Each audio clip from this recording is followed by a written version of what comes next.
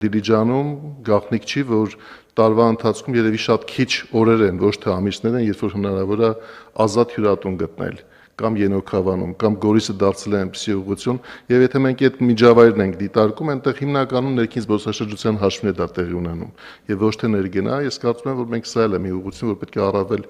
մեծ ուշադրության կենտրոնում պահելով իրացնենք այդ պոտենցիալը։ Այո, պարոն Խաչատրյան, շատ ճիշտ է դիտարկում է, այստեղ ես անձամբ գոնե կամ մեր ընտանիքի անդամները այս տարի մի քանի դեպքով առնչվել են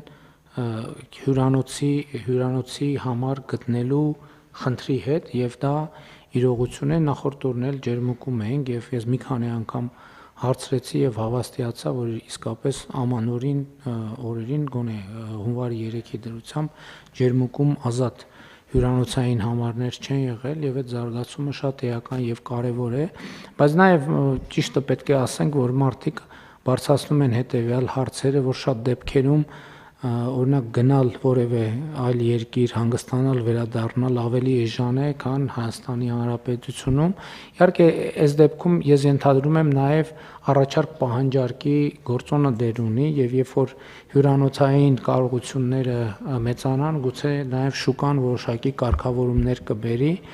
եւ սա էլ ուղղությունն է, որի շուրջ մենք քննարկել ենք, որ մտածենք, թե արդյոք ինչ որ բան ունի, որտեղ այդտեղ փաստ չի։